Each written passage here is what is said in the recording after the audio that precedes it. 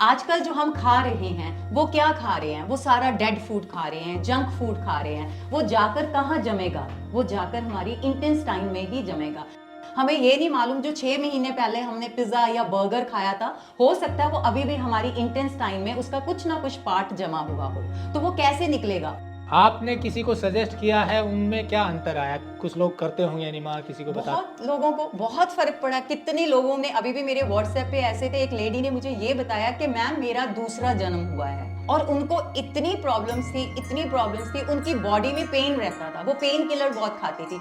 4-5 दिन के बाद उनका खुद मेरे को मैसेज आया कि मैम मेरे को ऐसे लग रहा है मैं बहुत हल्की हो गई हूँ, और मैं पूरी बॉडी में क्या चेंज देख रही हूँ कि मेरे में चुस्ती आ गई है और मेरी पेन गायब हो गई है। ये कितना बड़ा रिजल्ट है। नमस्कार दोस्तों, मेरे साथ हैं हरिंदर जसपाल जी। चंडीगढ़ की रहने वाली हैं, सेल्फ मेड हेल्थ कोच हैं और लोगों की बीमारियां ठीक करती हैं खान पान में बदलाव करके और एनिमा की विधि बताकर। इसी बारे में हमने पहले इनके वीडियो डाले थे, जिसमें इन्होंने बताया था कि कैसे हरी सब्जियों के जूस से, फलों के जूस से आप अपनी बीमारी ठीक कर सकते हैं। और उसी वीडियो में इन्होंने बताया था कि एनिमा कैसे करें और एनिमा के लाभ क्या हैं। इसका लिंक हमने नीचे दिया हुआ, जो वीडियो पहले बनाया था डिटेल में, आप उसे बाद में देख सकते हैं। आज ये आपको बताएंगे कि एनिमा की प्रॉपर विधि क्या है, क्योंकि पिछले वीडियो को देखकर बहुत से सवाल आए थे कि कैसे एनिमा करें, किस तरीके से करें ताकि ज्यादा लाभ हो। वो सवाल यहाँ नोट कर लिए हैं हमने। मैं हरिंदर जी से सवाल पूछूंगा और डिटेल में जानेंगे कि कैसे एनिमा करना है। ये पूरी विधि जानने से पहले हरिंदर जी से शॉर्ट में जानेंगे कि एनिमा जरूरी क्यों है, क्योंकि कई लोग कहते हैं कि हमारा स्टूल प्रॉपर पास होता है, हमें आज में कोई दिक्कत नहीं है, तो फिर एनिमा क्यों करना है। इसके बारे में ब्रीफ में जान लीजिए, उसके बाद पूरी विधि बताएंगी। चलिए शुरू करते हैं। टेक्निकल फार्मिंग चैनल को सब्सक्राइब करें और बेल आइकन भी दबाएं ताकि आगे आने वाले वीडियो की नोटिफिकेशन आपको मिलती रहे।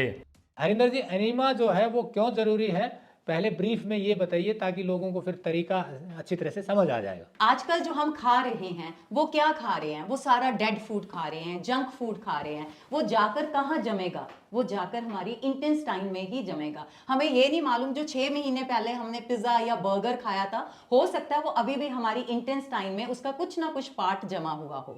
तो वो कैसे निकलेगा? वो कभी निकल ही नहीं सकता।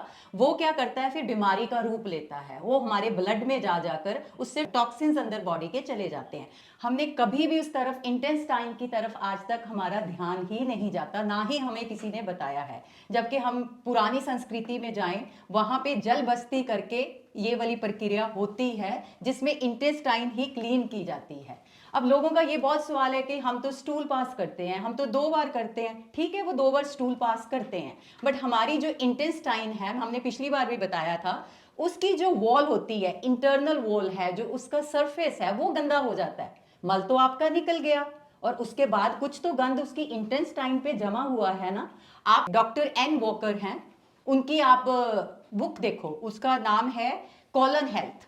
उन्होंने हजारों लोगों पे सर्च करके वो इंटेस्टाइन की उस पेज की फोटो दी है, जिसपे उन्होंने बताया है कि जो हमारी इंटेस्टाइन है उसके के बहुत छोटे छोटे उसके अंदर पोर्स होते हैं जो हमारे इंटरनल ऑर्गन से रिलेटेड होते हैं।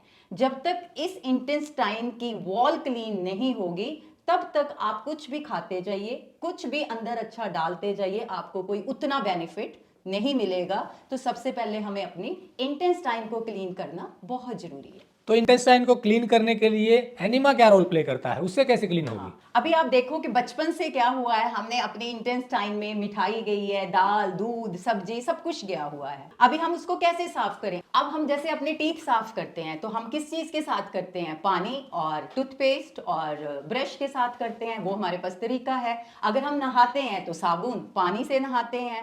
तो इंटेस्टाइन को क्या करें? अब इंटेस्टाइन को भी पानी की जरूरत है, लेकिन इंटेस्टाइन कैसे क्लीन करें? ना वहां पे हाथ जाता है हमारा, ना वहां कोई ब्रश मार सकते हैं। तो उसके लिए हम एनिमा पॉट के थ्रू उसको क्लीन करते हैं। जी, अब सवाल ये आए हैं कि एनिमा जो करने का तरीका प्रॉपर वो क्या है, वो एक बार आप बता दें, फिर मैं और सवाल पूछूंगा जो लोगों ने पूछे थे। ऐसे सबको आपको एक एनिमा पॉट लेना पड़ेगा। तो ये एक पाइप लगी होती है एनिमा पॉट के साथ, ठीक है जी। आपने क्या करना है, यहां पर कोकोनट ऑयल अप्लाई करना है। कोई भी आप ऑयल लीजिए अपनी फिंगर के साथ, तो ऐसे करके इसकी टिप पे आप लगा दीजिए। इसमें कुछ होल्स होते हैं जिससे बहुत ही स्लोली पानी आता है, कोई प्रेशर से नहीं आता, तो इसलिए डरने की जरूरत नहीं है। दूसरा, ये अंदर कितना डालना है, ये इतना पाइप चला जाए या ज्यादा चला जाए तो कोई डरने की बात नहीं। ये बहुत ही सॉफ्ट है, ये देखिए ये कितना सॉफ्ट है, कोई बिल्कुल भी घबराइए मत आप करते समय। जनरली कितना जाना चाहिए ये जैसे आपकी ये सेंटर वाली फिंगर होती है, इतना चला जाए, इतना। जी, ठीक है जी, अब आगे इतना क्या आप डाल तरीका? सकते हैं। पहले आप वॉशरूम में क्या करिए, एक अपनी हाइट से इतना ऊंचा नेल गाड़ दीजिए, ठीक है। फिर यहाँ पर होल है तो ये उसमें फिक्स हो जाएगा और आप पॉट में बैठ के फिर इसको पूरा भर लीजिए। अभी ये हमने इसको पानी का भर दिया, ये पानी का भर के फिर इसको जो हमने नेल लगाई है उस पे हमने हैंग कर देना है, ठीक है। तो इसके पास ये एक वो है, टैप है। पानी का कितना भरना है? पानी पूरा भर दीजिए आप। ठीक है। इसका एक तरीका मैं अभी बता देती हूँ। अगर आपके इंटेस्टाइन में आप ज्यादा पानी डालते हैं, ये मैटर नहीं करता कि आप पानी कितना डालें, लेकिन मेन है उस पानी को अंदर होल्ड करना, कि वो पानी 2 4 5 मिनट अंदर रुकना चाहिए। अगर आप ज्यादा पानी लेंगे तो पानी का प्रेशर पड़ेगा, इमीडिएटली पानी बाहर आ जाएगा, उसका कोई फायदा नहीं। अगर आप थोड़ा थोड़ा लें, मान लो ये पॉट को भर लें, आप इसको 3 में डिवाइड कर लीजिए। इतना पानी पहले लीजिए, फिर दूसरी बार इतना ले लीजिए, फिर रेस्ट ऑफ द वाटर है जो उसको आप अंदर कीजिए। तो मेन है इसको अंदर होल्ड करना। एक बार फिर से समझाइए कि पॉट पूरा भर दिया मान लीजिए, जी जी, तो अंदर जाने के लिए बीच में कोई है टैप? हाँ जी, ये इसकी टैप है जी। तो जैसे हम इसको खोलेंगे तो पानी इधर से निकलना स्टार्ट हो जाएगा। पानी कितना जाना चाहिए? पानी जैसे ये पॉट के 3 पार्ट्स में आप ले लीजिए, तो एक बार में तीसरा हिस्सा पानी तीसरा हिस्सा पानी का चला जाए, ठीक है। और इसमें हवा भरती है तो आपने यहीं पे ही टैप खोल देनी है ताकि पानी जो भी निकलना है बाहर निकल जाए, ठीक है। फिर पानी निकलते निकलते ही आपने इसको अपनी एनस में इंसर्ट करना है। ये बहुत इंपॉर्टेंट पॉइंट बताया आपने कि पहले पानी निकाल लें ताकि हवा उसमें से निकल जाए। जी, ये देखो पानी निकल रहा है। पानी निकलते निकलते ही आपने इसको अपने गुदा द्वार से अंदर कर लेना है, इतना तो पानी चला जाएगा। ये मंकी है, ये हम इसकी लाइव डेमो करके दिखाते हैं। तो हमने ये अभी क्या, पानी इसका निकल रहा है, पानी निकलते निकलते ही हमने ऐसे गुदा द्वार से इसको अंदर कर देना है। जब 1/3 चला जाए तो टैप को बंद कर दीजिए, फिर इसको ऐसे बाहर निकाल के साइड पे कर दीजिए। फिर आपने क्या करना है, वहां बाथरूम में खड़े हो जाना है। खड़े होकर आपने क्लॉकवाइज, ठीक है, क्लॉकवाइज फिर एंटी क्लॉकवाइज आपने मसाज करनी है ताकि जो आपका पानी है वो पूरी इंटेस्टाइन में पहुंच जाना चाहिए। फिर आप कोई भी एक्सरसाइज खड़े खड़े भी कर सकते हैं, ऐसे ऐसे थोड़ा लेग से कर दीजिए, है ना। अगर आपका वॉशरूम बड़ा है, अगर जैसे शहरों में तो छोटे होते हैं, तो आप कुछ भी एक्सरसाइज ऐसे कर दीजिए ताकि पानी जो अंदर गया है वो पूरी तरह सब जगह स्प्रेड हो जाए, इंटेस्टाइन के अंदर चला जाए। फिर आप देखेंगे कि जब आप ये एक्सरसाइज कर रहे हैं, कोई जंप कर दीजिए, कोई भी एक्सरसाइज कीजिए, जब आप देखेंगे कि ये सब कुछ करते करते आपको प्रेशर पड़ेगा, जैसे प्रेशर पड़ेगा आप पॉट पे बैठ जाइए,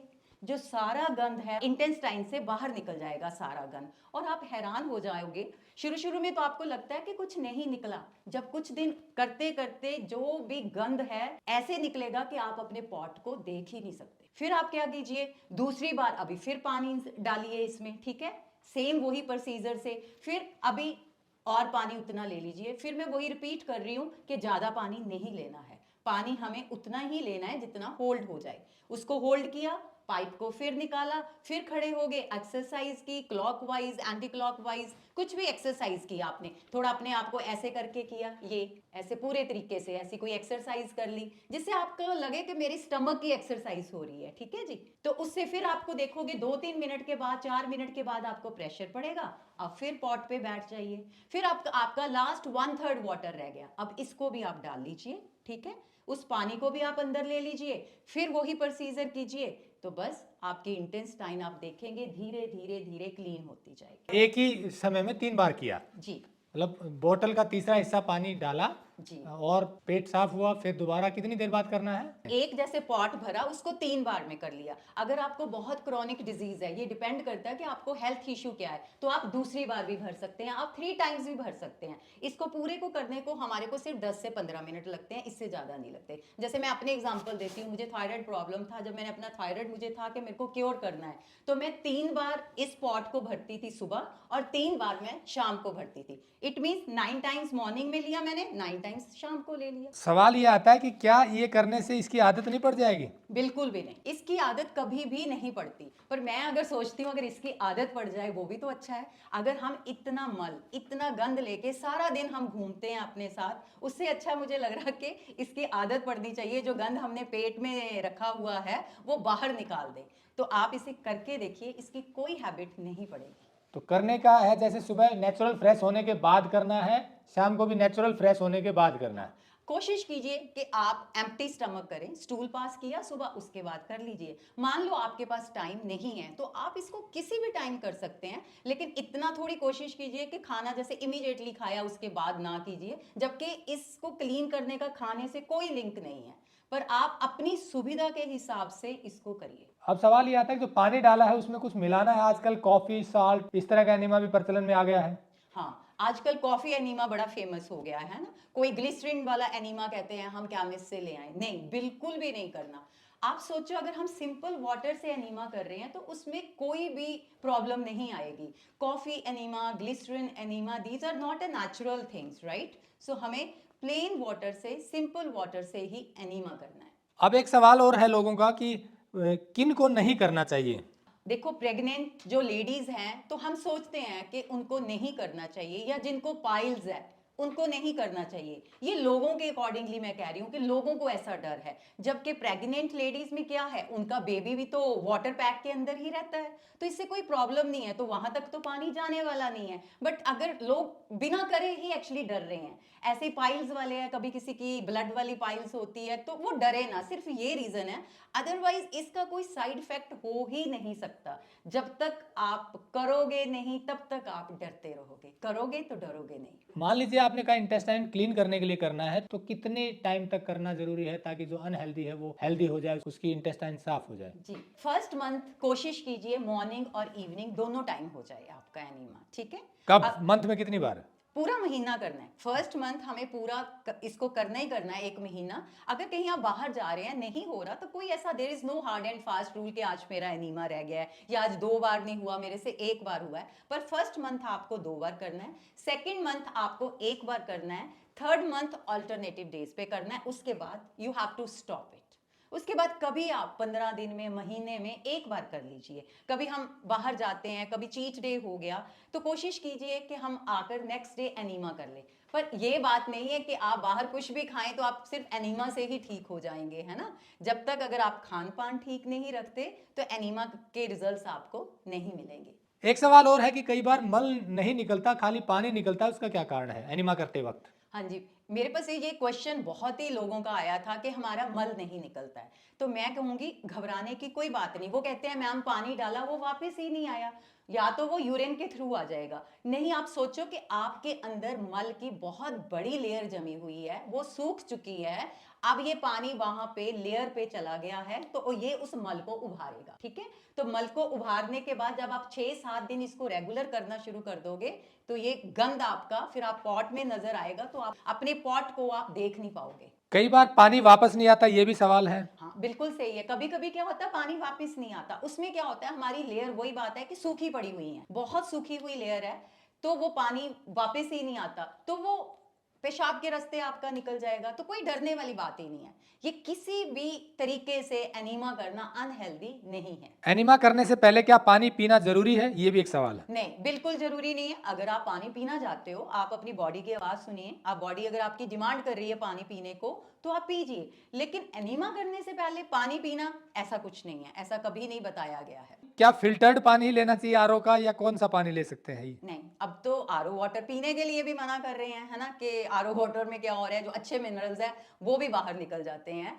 तो हमें पानी टैप वाटर, जो भी रूम टेम्परेचर वाला पानी होता है, जो रूम टेम्परेचर वाला पानी है, हमें वही लेना। जो आपकी टंकी में है, जो आपके वॉशरूम में है, वही पानी लीजिए। हाँ, विंटर में थोड़ा ये होता है कि एनीमा करने को मन नहीं करता कि पानी या ठंडा, तो उसमें आप ऐसे ल्यूक वार्म कर सकते हैं पानी, जैसे सूरज की धूप से गर्म हुआ होता है, उतने पानी से आप एनीमा कर सकते हो। एक और सवाल लोगों ने पूछा कि क्या पाइप में क्रीम या ऑयल क्या लगाएं? हाँ, ये लोग पूछते हैं कि मैम जो उसकी टिप होती है एनीमा की, उसके ऊपर हम क्या कोई क्रीम लगा सकते हैं? नहीं, कोई क्रीम लगाने की जरूरत नहीं है, क्योंकि आपको मालूम नहीं क्रीम के अंदर क्या क्या केमिकल्स पड़े हैं। आप सिंपल कोकोनट ऑयल अप्लाई करके उसको इंसर्ट कीजिए अपनी एनएस में। अब इसका फायदा क्या होगा वो बताइए आप लोगों को। अभी फायदा तो ये होगा कि हम लोग हेल्दी रहेंगे। जब हमारी कॉलन हेल्दी हो जाएगी तो हम हेल्दी रहेंगे, क्योंकि हमारे इंटेस्टाइन है उसका सारा जो रिलेशन है हमारे इंटरनल ऑर्गन से है। आप देखोगे कि अगर आपका पेट ठीक नहीं है तो ये दिमाग आपका कभी भी ठीक नहीं हो सकता। चिड़चिड़ापन, एंजाइटी, डिप्रेशन, ये सब आप देखोगे कि ये सब करने से आपकी इम्यूनिटी स्ट्रांग हो गई है, आपकी जो सुस्ती सी, वो थकान थी, वो दूर हो गई है, आप आगे से बहुत एक्टिव हो गए हो, और आप हैरान हो जाओगे कि आपकी बीमारियां धीरे धीरे धीरे धीरे कम होती जाएंगी। एक तो आप अपना खाना बदल दिया, साथ में आपने अपनी इंटेस्टाइन क्लीन कर दी, तो दोनों का आपस में रिलेशन है, तो आपकी बीमारियों से आप दूर दूर दूर चले जाओगे। दवाई आपकी कम होते होते धीरे धीरे छूट जाएगी। पर इसमें ग्रीन जूस, ये इंटेस्टाइन को क्लीन करना, और साथ में बाकी डाइट भी, ये नहीं है कि आप दोनों चीजों से ही ठीक हो जाएंगे, आपको पूरी डाइट अपनी चेंज करनी पड़ेगी, तब आपको रिजल्ट देखोगे वो बहुत ही मिरेकुलस रिजल्ट्स होंगे। आपने किसी को सजेस्ट किया है, उनमें क्या अंतर आया? कुछ लोग करते होंगे एनिमा, किसी को बता? बहुत लोगों को बहुत फर्क पड़ा। कितने लोगों ने, अभी भी मेरे व्हाट्सएप पे ऐसे थे, एक लेडी ने मुझे ये बताया कि मैम मेरा दूसरा जन्म हुआ है, और उनको इतनी प्रॉब्लम्स थी, उनकी बॉडी में पेन रहता था, वो पेन किलर बहुत खाती थी। तो मैंने उनको सजेस्ट किया, एक तो फास्टिंग, मैंने उनको मोनो डाइट बताई, 3 दिन मैंने उनको कोकोनट वाटर पे रखा, मैंने उनको एक एक जूस के ऊपर ही रखा है। तो साथ में मैंने उनको क्या बोला, 2 की जगह आप दिन में 3 बार एनिमा कीजिए, क्योंकि उनको बहुत बॉडी में पेन रह रहा था। 4-5 दिन के बाद उनका खुद मेरे को मैसेज आया कि मैम मेरे को ऐसे लग रहा है मैं बहुत हल्की हो गई हूँ, और मैं पूरी बॉडी में क्या चेंज देख रही हूँ कि मेरे में चुस्ती आ गई है और मेरी पेन गायब हो गई है। ये कितना बड़ा रिजल्ट है। ये खान पान में बदलाव करके और एनिमा करके हुआ? जी जी, बिल्कुल बिल्कुल। वो टोटली उन्होंने, अभी पका अनाज मैंने उनका बंद किया हुआ है, वो जूसेस के ऊपर ही है, तो साथ में उनको एनीमा करवाया है। नेक्स्ट मैं उनको फास्टिंग पे ले जाने वाली हूँ, क्योंकि जब फास्टिंग करनी है उस टाइम एनीमा बहुत बड़ा रोल प्ले करता है, क्योंकि आपने ऊपर से खाना बंद कर दिया और नीचे से निकालना आप शुरू कर दो, जो भी गंद है निकालो उसको। उस टाइम आपको 2 बार भी नहाना चाहिए। उसका रीजन क्या है, जो हमारी स्किन होती है उसमें छोटे छोटे पोर्स होते हैं, उसमें से भी बॉडी क्या करती है, आपके गंद निकालती है, तो वो स्किन पे ना रह के अच्छी तरह मल मल के आपको 2 बार नहाना चाहिए। तो इस तरह से प्रॉपर तरीके से एनिमा करेंगे तो स्वस्थ होने की प्रक्रिया तेज हो जाएगी? बिल्कुल हो जाएगी, बहुत जल्दी हो जाएगी। एनीमा आप देखेंगे कि एक बहुत बड़ा रोल प्ले करता है। आप इधर बातें सुनेंगे जी ये नेचुरल नहीं है, इससे कोई साइड इफेक्ट हो जाता है, ये मना करते हैं, आप उतने कंफ्यूज हो जाओगे। मैं यही कहूंगी आप ज्यादा नहीं 7 दिन करके देखिए, तो आपको क्या लगता है कोई नुकसान हुआ है? अगर नुकसान नहीं हुआ तो फिर आप क्यों नहीं इसको करोगे। तो दोस्तों, जैसा हरिंदर जसपाल जी ने बताया कि यदि हमें स्वस्थ रहना है तो आंतों की सफाई जरूरी है, और उसके 2 तरीके बताए हैं। एक तो डेड फूड छोड़ करके लाइव फूड खाना है, और पत्तेदार सब्जियां खानी है, और पत्तेदार सब्जियों के जूस लेने हैं। वो कैसे लेने हैं इसका तरीका पूरा पिछले वीडियो में बताया गया है, उसकी डिटेल नीचे डिस्क्रिप्शन में लिंक दिया हुआ है, आप देख सकते हैं। और दूसरा तरीका है एनिमा का। एनिमा हमारी बड़ी आंत को साफ करने में मदद करता है, वो तरीका पूरा इन्होंने बताया। फिर भी कोई सवाल हो तो कमेंट सेक्शन में आप पूछ सकते हैं, उसका जवाब हरिंदर जी आपको देंगी। इनकी कोशिश सिर्फ इतनी है कि हम ऐसा खाना खाएं, ऐसी डाइट लें कि बीमार ही ना हो, और यदि पहले से बीमार हैं तो उस बीमारी को ठीक करने के नेचुरल तरीके अपनाएं, ताकि हमें अपनी बीमारियों पर ज़्यादा पैसा खर्च ना करना पड़े। जुड़े रहे टेक्निकल फार्मिंग से। नमस्कार, जय हिंद। अगर आपको यह वीडियो पसंद आया है तो ज्यादा से ज्यादा लाइक और शेयर जरूर करें, साथ ही चैनल को सब्सक्राइब करना ना भूलें।